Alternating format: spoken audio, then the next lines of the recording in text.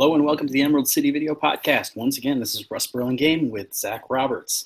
And once again, we're kind of sort of talking about the BBC 100 Greatest Films of the 21st Century list. We're not going to address that list head on. We already talked about that. You can find that video or that audio, depending on what format you're looking at this on, just a little bit below this one. But what we are going to do is start a new feature that I was talking about on the blog the other day. The 5 for 5 feature. In the episodes so far, we've done 5 for 5s, where we'll say, okay, well, if you liked the movie that we're talking about in this episode, here are the 5 movies you could have done in our 5 movies for 5 days for $5 thing that we used to do with the VHS tapes at Emerald City Video. Yeah. Now, I want to do this as a short feature that we can do every 5 days. And basically, like, if you're a regular and you just keep coming in every 5 days and doing the 5 for 5, like, that's what this will be. Like, we're going to try to just every 5 days to a week, record something real quick that requires very little editing and very little energy and very little thought, and just kind of bang stuff out so that the people who are enjoying the podcast can continue to do so that I can continue to enjoy it, because honestly, I work at writing about entertainment, and a lot of the stuff that I write about just makes my brain shrivel up and cry. So what we're going to do this time, we're going to theme our 5 for 5 around that list, and it's going to be, here are 5 recommendations that we would make to you that, like, didn't make that list. You know, 5 and again, we're doing the balancing act of, like, what is a great movie, quote unquote, versus what is my recommendation. I'm going to try to do movies that are both, that are objectively great, and that still would be something that I would recommend to people kind of on an everyday basis if you came into the video store and you're looking for something. In order to keep the time short on this, I'm going to limit myself to 3 minutes per movie, with a timer and a little, yeah, you're going to see that. So I'm going to start now, and then Zach, do you want to alternate picks, or do you want to alternate lists? Sure. I've got my list ready to go. Well, in that case, why don't we alternate picks? I'll do one, then you do one, so that way, you know, it will be structurally a mess for anybody who actually wants one of our 5 picks. Yeah. But it will be a little more interesting in terms of audio. Yep. So, all right. So the first thing on my list is Wonder Boys, which came out in 2000. Stars Michael Douglas, Tobey Maguire, Robert Downey Jr. And hey, you get to see Spider-Man and Iron Man have sex, which is only slightly less creepy when you think about the fact that now Iron Man's trying to make it with Aunt May. Because fuck Civil War, really. Anyway, based on a book by Michael Chabon, who also did The Amazing Adventures of Cavalier and Clay and a handful of other really good kind of novels of the 2000s and 2010s. Michael Douglas plays a college professor who has written one truly great novel and can't follow it up. And his follow-up has ballooned in size and proportion and scale to the point where it's unwieldy, and he can't possibly figure out how to end it, because he's essentially writing the Bible. He's writing people who begat people who begat people who begat people, and he has all this shit about the horses and their ancestry and things. And so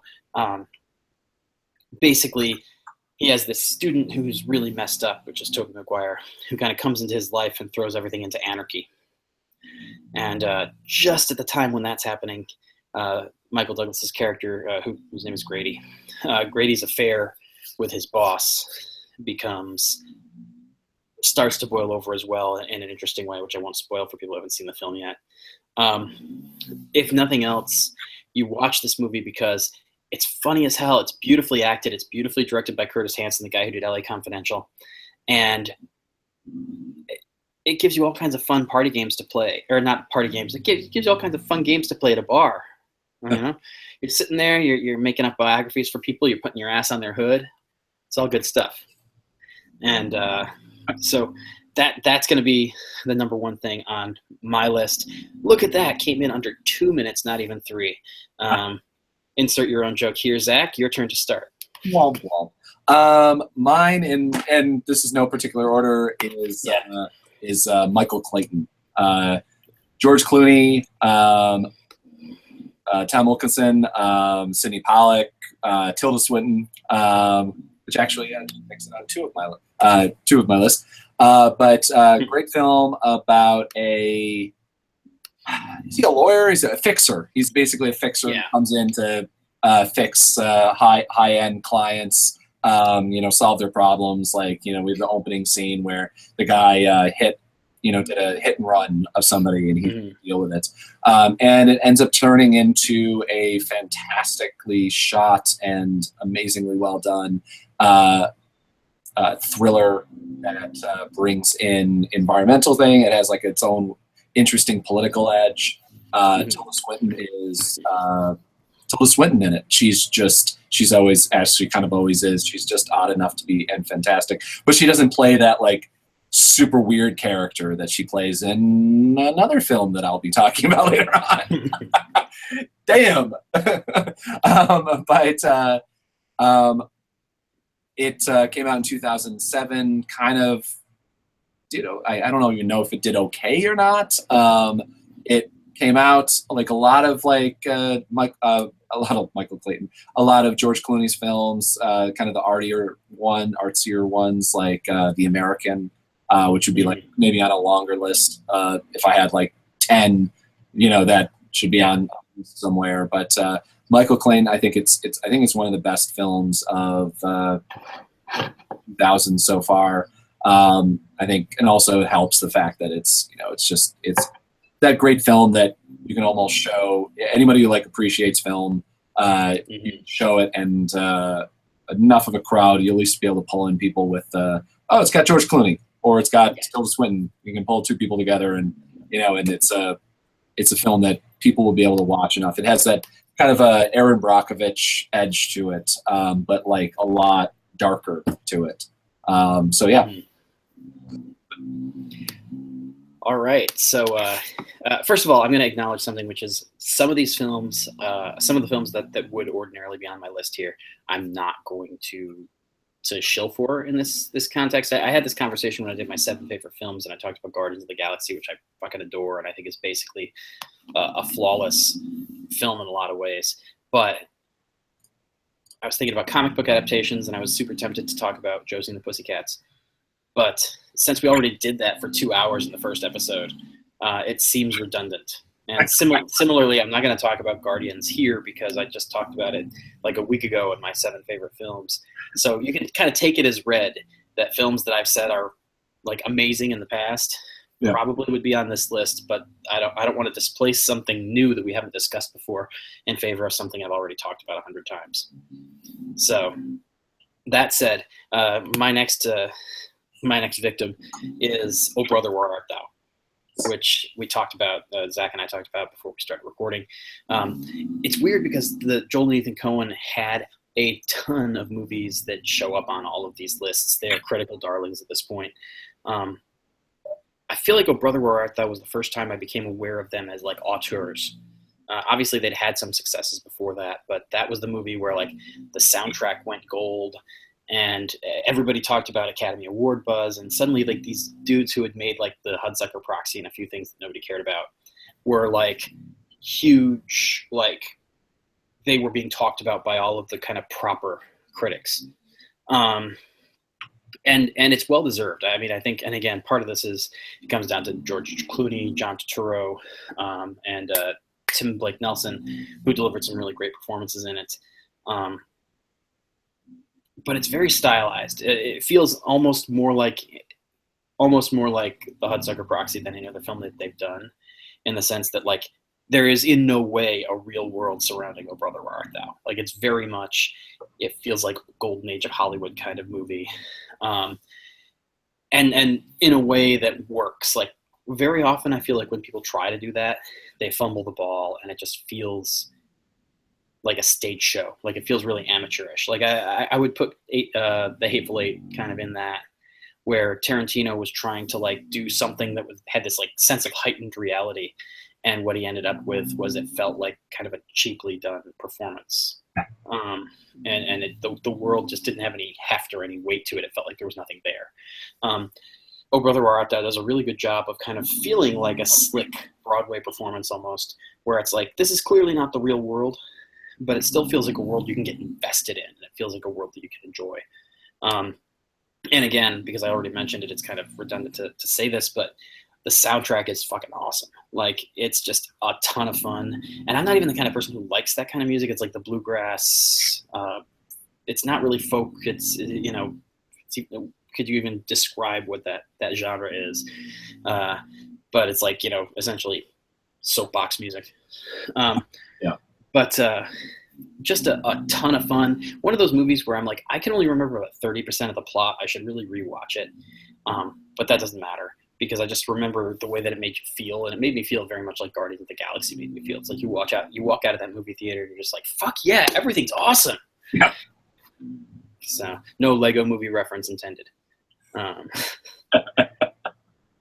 They took that out and they added that back in and for the extended cut version, right? That's exactly it. So my turn. Yeah. The next one, which now I'm like thinking about it more. I'm not quite sure greatest, but I don't care. The Host, 2006 Host.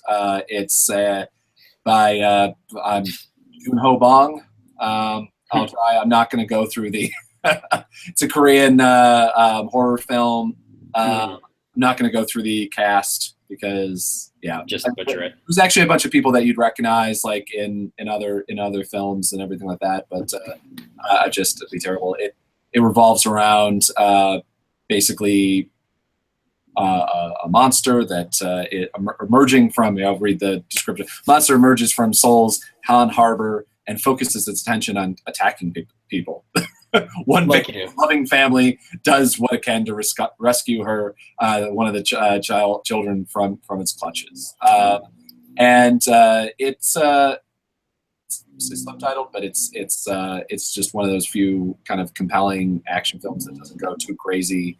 I'm not a huge like Godzilla type world fans and sci-fi like horror type stuff, but this film really, I mean, I own the DVD and I've watched it a bunch of times. I think it's a super fun film, and I don't have a lot to say on this one because it's just a fun-ish film. So, yeah. I'm looking at some of my ideas, and I have, believe it or not, I have a second 5 for 5 that I could record of just here's the 5 for 5 if you want to feel like you need to kill yourself. Which I'll do later, but wait, what? Which one? The 5 for 5. Read the list. Yeah.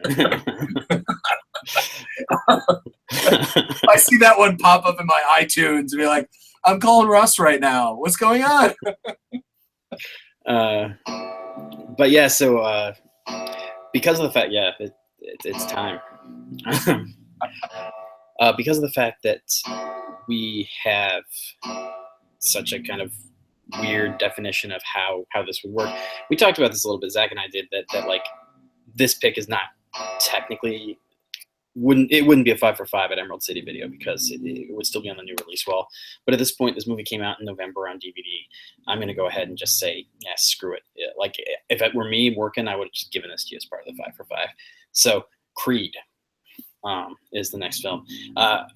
I don't think I've talked about Creed at all on this podcast. I know that the other day I was on the Flash podcast and we ended up talking about my love for Rocky at great length, which is, makes sense. But the Rocky franchise as a whole is something that I grew up with that I really love. And Creed is one of those weird, rare movies where they did that thing that they've been trying to do with all these movies really, really successfully. I mean, you look at Star Wars: The Force Awakens and you look at Jurassic World, the current trend is to not quite sequelize. And, well, I mean, they are sequels. But to make your sequels feel like a remake so that it's not a remake. And, there are distinct plot points that don't happen in one and that do happen in the other. And blah, blah, blah. And those criticisms that Force Awakens is just the first movie all over again are not entirely accurate. But, it feels like home. And that's what Creed did very, very well. And they built on that world really, really well. It's like you basically tell this story of Rocky again, but with Adonis Creed, he's not like a poor white guy who doesn't get any respect. Like, he's a spoiled rich kid. And it's actually the fact that he's a spoiled rich kid and nobody takes him seriously and everybody thinks that he's just like screwing around. Like that's his kind of mountain to climb, is that people think that he's only doing this because it's an easy way to make a buck and get attention. And so it's a weird movie because it's like it's very much the same challenges that Rocky faced, but he's approaching it from a very different perspective. He's faced with these challenges for very different reasons. And so the elements of the movie that echo the original Rocky fit, and they feel really organic. And I think that one of the things that is kind of emblematic of that in a big way is the score. Ludwig Göransson did the score, and it's largely like, centered on kind of a very urban feel, but he incorporates elements of the original, the Bill Conti score. And mostly it's kind of subtly woven in through the thing, but there's the moment where you do finally get the big brass Bill Conti iconic Rocky score. And it comes to that moment in the movie where I saw it in the theater a couple of times. Every time you got people, including 3 days before it left theaters when there were 9 people in there, every time you got people standing up and cheering because it was so well integrated. And that's my 3 minutes.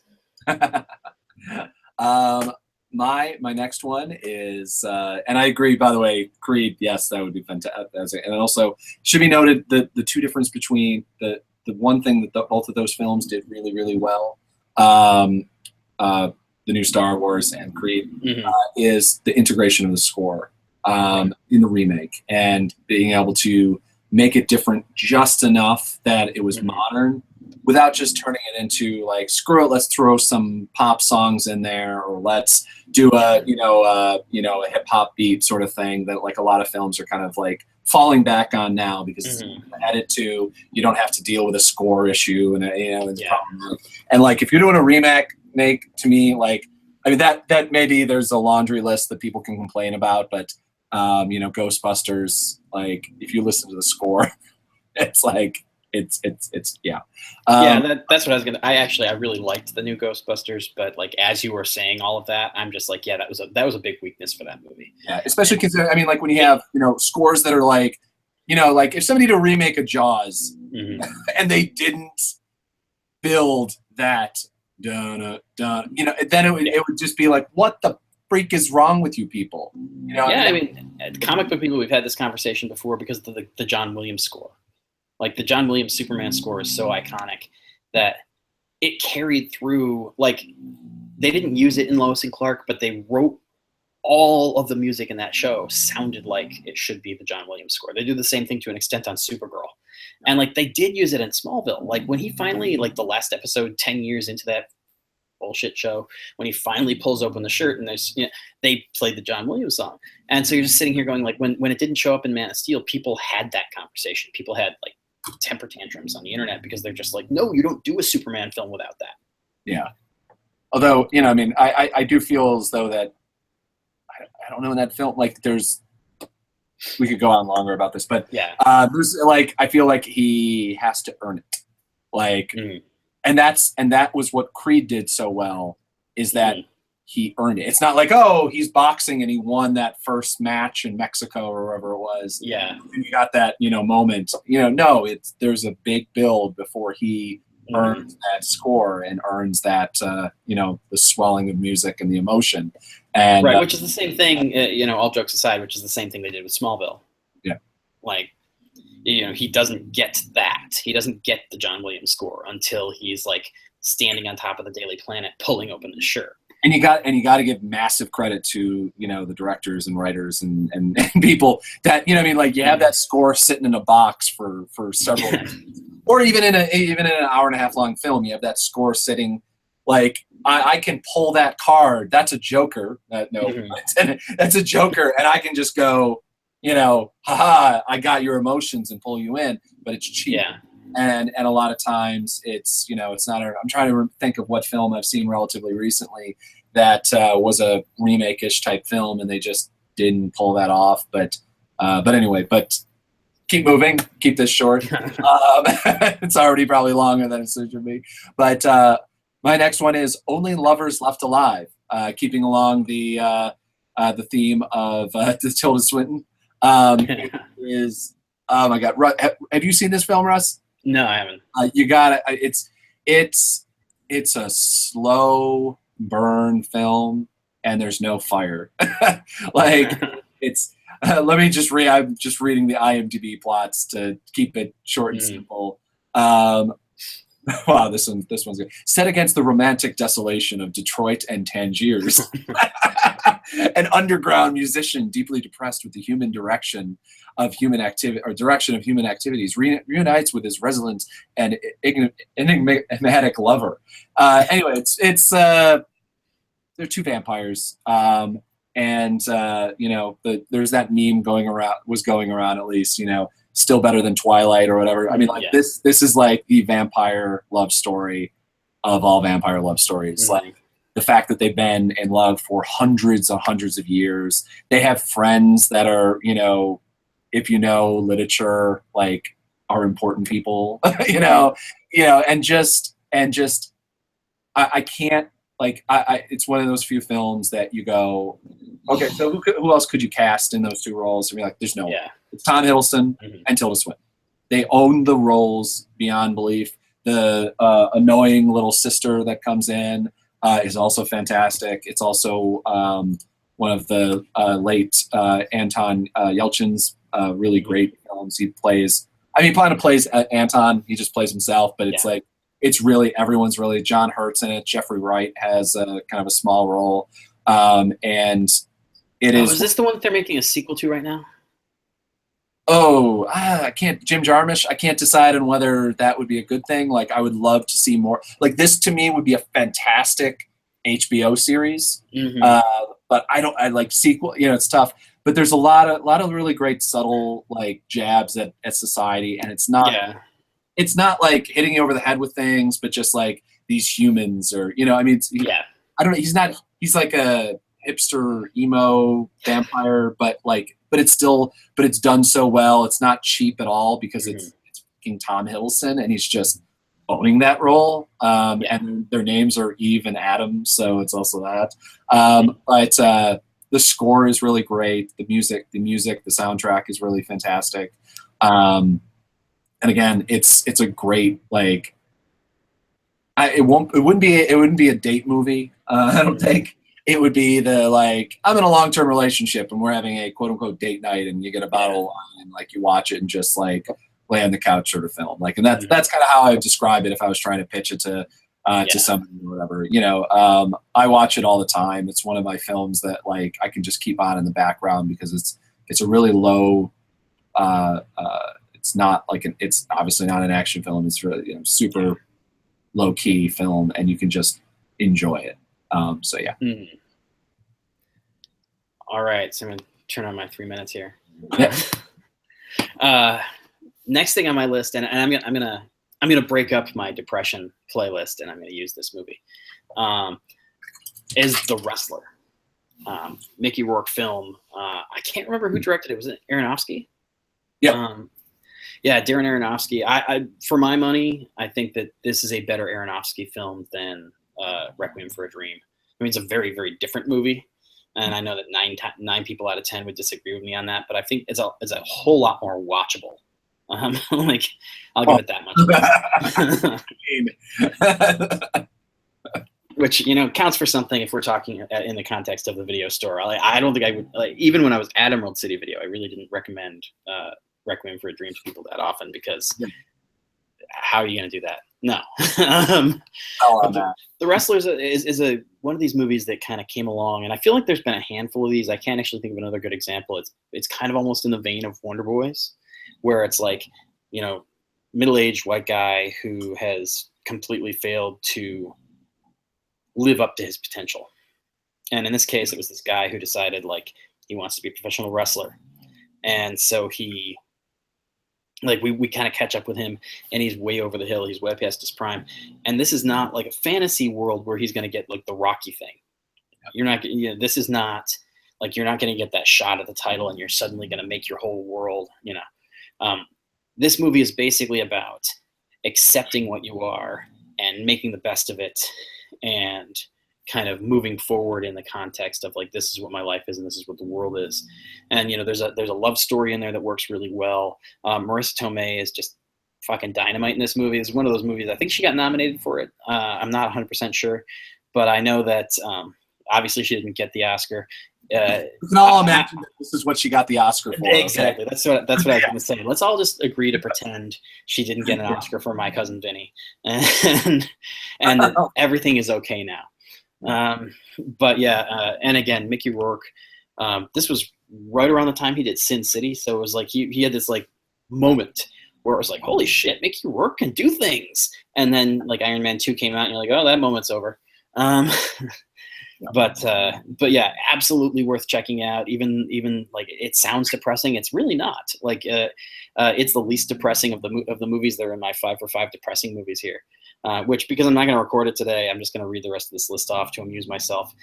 This started because 2 of these I actually did watch back to back when they came out, and it was horrible. Which is 21 Grams, Mystic River, Hotel Rwanda, The Wrestler, and Bowling for Columbine. Yeah. So yeah, if you want a soundtrack to your depression, that's it right there. Yeah, I'd say so. That'll work.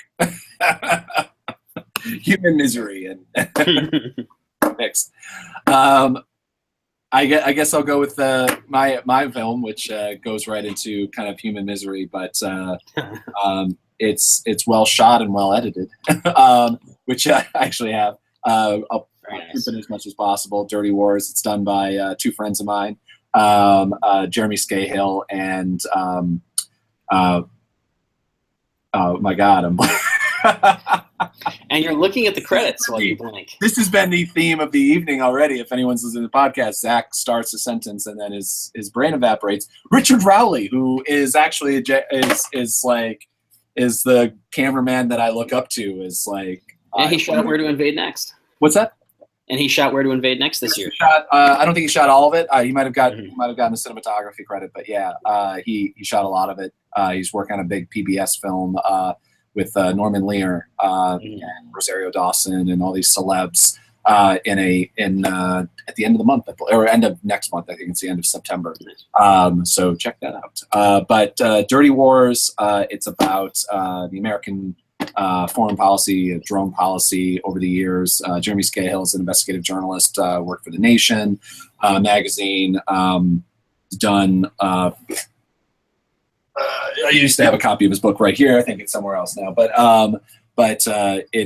he's kind of written about the underbelly of the new military industrial complex that we have. Yeah, he did Blackwater, right? Exactly. Yeah, Blackwater is what he's really known for. But this film kind of builds into that. Blackwater leads into Dirty Wars, which is drones and kind of JSOC and all the military, the SEAL Team 6 kind of crews that Obama has used to kind of like take out people, to not like take out a ton of people. Like, it's like the difference between the Bush foreign policy and the Obama foreign policy. It's like a lot of people die in either one. The difference is that entire cities are leveled in there, and but it also kind of foresees a lot of the a lot of ISIS and a lot of the kind of the growing international terrorism threat due to the fact of the way the foreign policy has seen. It's also it's also an amazingly well done film. You get to see, usually with documentaries, they're very point of view. You don't really see the character. You don't see the actors. There's the voice of God above things. And you get to see Jeremy kind of go through the roles. And so you're not in a POV sense, but more of an over the shoulder sense. You get to see him kind of like investigate the story and try to figure things out, and travel to these countries and work with things. And to me, that it's the way that it's edited, the way that it's shot. Rick Rowley is probably the single greatest documentary cameraman alive today, I would say. And it's probably his greatest thing. Was nominated for Academy Award. He won a Best Cinematographer's Award at Sundance, and it's like it's got awards coming out of its yin yang. But it is an absolutely stunning film, and if you get a chance to see it, jump on that opportunity. Weirdly, at Family Video, wasn't it Yeah. there? Yeah, it was on the free documentary. Which, by the way, this Family Video that we went to for some reason, in the middle of upstate New York, had this insane free rack of films. Like, I don't know if you guys remember way back in the day, most stores had a free rack of like kind of like direct to video not home movies, but family videos that you should watch about drugs, about sex, about whatever. Yeah. And then it went down this weird line when New Jack City came out, that suddenly that film was on the direct to on the free video. I remember when I used to go to West Coast Video in Brewerton, New York. That was like the first real film with real actors in it that was on that like free wall of stuff where you like how to give yourself a breast exam or whatever else. Yeah. Back VHS tapes. But this Family Video had a whole rack of lefty documentaries on it. So whoever runs that store, props to them, because I believe that documentaries should be, available more, because you might go to most places. I mean, like, was it back, Blockbuster, they'd have 15 documentary films, and half of them would be, the next Morgan Freeman voiceover film, that sort of thing. The nature films and like that's the big thing, is like the nature, like the Disney, like Disney nature. That's what I'm thinking. Yeah. March of Penguins, shit like that. Yeah. I can't get my phone to cooperate. Otherwise, I would show you that I did indeed search and find the Your Pelvis and Breast Exam VHS tape that you were talking about. So that's a thriller right there. Exactly. You're like, will I find a bump? Won't I? All right, so 3 more minutes on the clock. My last of my 5 for 5 of the last 16 years. I'm just gonna do it. High Fidelity. Not only because it's one of my favorite films of all time, not only because I think it is beautifully shot and beautifully performed. I think Stephen Frears is one of the most underrated directors currently working. I mean, even beyond this movie, you look at Dangerous Liaisons. He did The Grifters, and he did another movie with Audrey Tautou. I can't remember what it was called. It was set in a hotel, and it was just freaking gorgeous. But High Fidelity, also, it's written by Steve Pink and D.V. DeVincentis. I don't know. The guys who wrote Grosse Pointe Blank. So obviously this is kind of like, it was like bringing together these disparate groups of like John Cusack's like satellites, because he'd worked with Nick, or with Frears on The Grifters, and he'd worked with Pink and Vincentis in Grosse Pointe Blank, and kind of bringing everybody together. It became like the super group. And I think that it's arguably the best performance that Cusack has given. He's given a lot to work with. It's based on a novel by Nick Hornby, who, again, like, Hornby is a fantastic writer, and he's really, really good at capturing kind of whiny, insecure middle-aged men. And so you see his films, like Fever Pitch is his. Watch the one with Colin Firth that was made for the BBC. Don't watch that piece of garbage with Jimmy Fallon. About a Boy was his. Yeah, I got nothing there. Book was better. But there's a movie called A Long Way Down, which is it's based on my favorite Nick Hornby novel, and I have no idea if it's any good or not, but it's about a bunch of people who all meet when they all come together at the same time to try and commit suicide. Recurring theme tonight. What can I say? But yeah, High Fidelity is just one of these. The basic conceit is this guy and his girlfriend break up, and he spirals into chaos, kind of examining his life and the fact that he somehow manages a way to screw up everything that every relationship he's ever been in. And the real question of the movie becomes, like, is this one different. Like, is this one actually worth saving? Can it be saved? And is Rob, or does he really even deserve another chance? Because he's not a particularly likable character in a lot of ways. And having somebody like Cusack play a character like that is always, to me, is really interesting. So, it's funny as hell. It's really well done. And it's another one of those ones that was made in 2000 and sneaks in kind of just under the bar. My timer just went off, so I can stop talking now. But that's only the second time I've gone to 3 minutes, so that's pretty good. Well, it's High Fidelity, is fantastic. It's such an it's one of those I have a hard time, like, whether it is actually underrated or not. I don't know, but I feel like it's an underwatched film. Yeah. A thing I did forget, by the way, just one thing I forgot to mention is that it's particularly ironic to put something like that, to put High Fidelity in one of these lists, because High Fidelity has such an obsession with top 5 lists. I'm also aware was it Grosse Pointe Blank or High Fidelity that Joe Strummer did the soundtrack or produced the soundtrack? Grosse Pointe Blank, and also, weirdly enough, Mr. and Mrs. Smith. That works. Yeah. Or at least I'm pretty sure he did that. I know that they use a lot of his solo music in there, and I always kind of assume his solo music is not all that well circulated. Yeah. So it's how I got it. Actually, I forget what the big fight sequence song in there. It's actually one of my favorite songs. Yeah. But the opening, it's the opening song they use of his. I hate to say that's actually how I heard of it. And it's like, I know Strummer since I was like a kid, but not known him, but everything, but not his other stuff, which again, I'm blanking on just my mind. But yeah, and also Tim Robbins is fantastic in this film as well. So it's true. And also introduced me to Picture the Stink Motherfucker.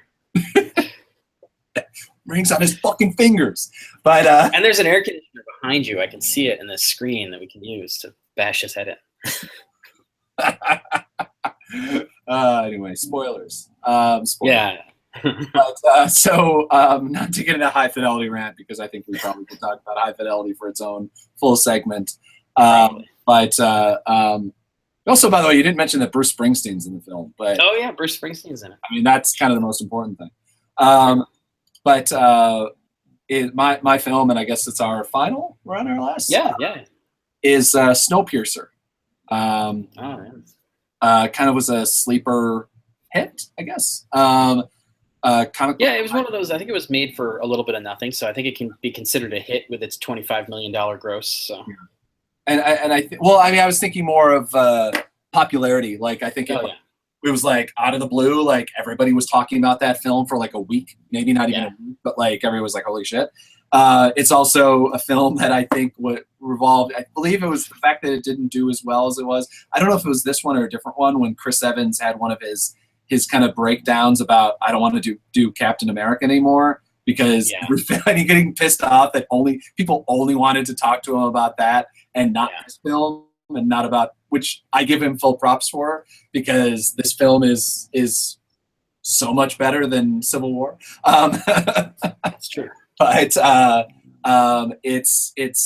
I'm trying to think of what there was a great comparison of what this film is basically a version of. It's like Dredd and the other movie that Dredd is not kind of based on, which is also, what's that?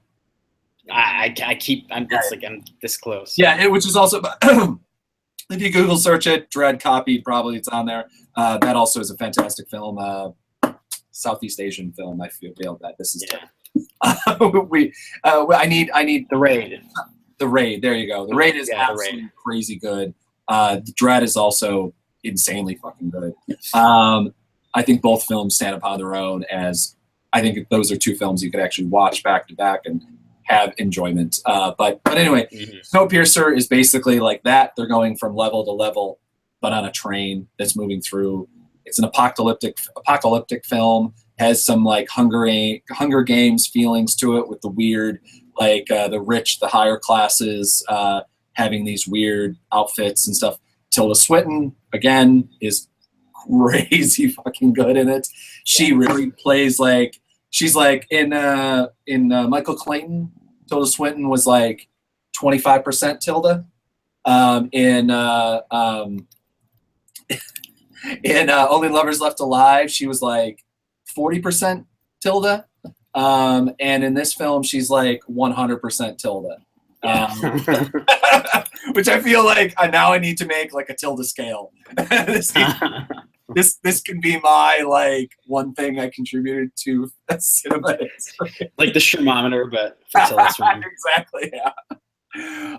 But it's got everybody in the film is really fantastic. Ed Harris, John Hurt, Alison Pill from Newsroom is really great in it, briefly at least. But Chris Evans is just, I think he actually shows in this film that he's just not a guy that continually plays comic book character. Even though he's playing a comic book character. Oh, that's true. Damn it, Russ! I was trying to get Chris Evans to come on our podcast. But it was. I think that this film, if it wasn't like so dark, because it is a really dark film, not just in lighting, but also just kind of overall. It's I think it would have done massively better because it does have that raid and although Dread isn't really a good comparison, I guess, for doing better. Although Dread did do better than this, but it's continual action, and the constant build and the editing are absolutely fantastic. There's actually a great YouTube channel that analyzed the right to left editing of it and just raved about it.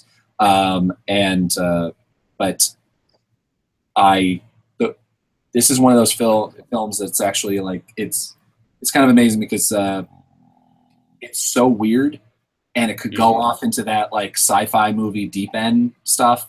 Like, it could go into the Under Siege on a Train sort of thing, because that's another metaphor, at least that I made. I forget, I wrote I think it was my first film review I wrote for comicbook.com was this film.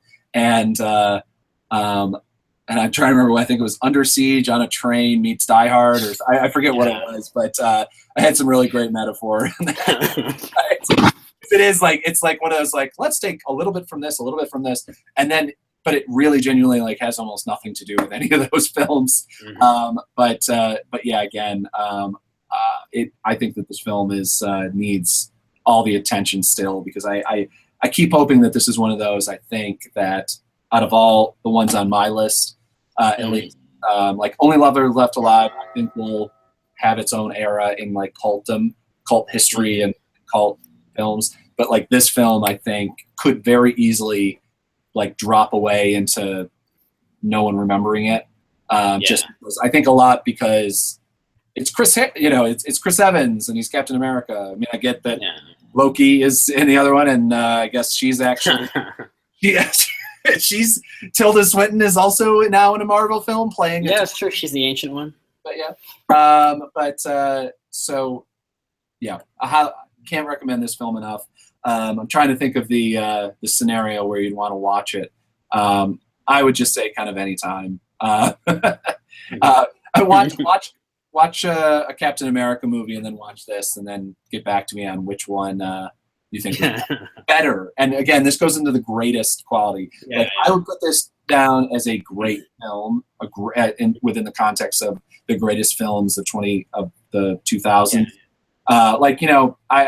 Captain America, Winter Soldier, that was a fun, great film. It's not a greatest film, and I feel like something that needs to be, it's like I do worry about the kind of continual conversation within film criticism, at least kind of not like film theory criticism, like that we continue when we start actually talking about like films like Iron Man or whatever being really great films that are better than it's just I'm watching this kind of drift of conversation where we're like, well, wait a minute, no. Like Citizen Kane is a great film. Brazil is a great film. No, Inside Out is not a great film. It's not. Like, it has no grandness to it. It has no influence on cinema on the long or short term. I feel like Snowpiercer, within the indie kind of action world, I think that this could be a great film if people decided to kind of lift it up. All right. Yes. Well, thank you, Zach, and thanks to anybody who's listening to us talk about our 5 movies that are all over a year old, but not quite old enough to be. This is kind of a weird niche because we chose to use the greatness or the greatest list as our kind of barometer. Next time we do this, we'll do like crazy old 80s movies that everybody expects from Video Store Podcast. Wait, there's a genre now. We're defining a genre, Zach. You have to understand. Own that genre. All right. Well, thank you, Zach. Thank you, anybody listened, and we'll do this again in 5 days. Cool. See you then.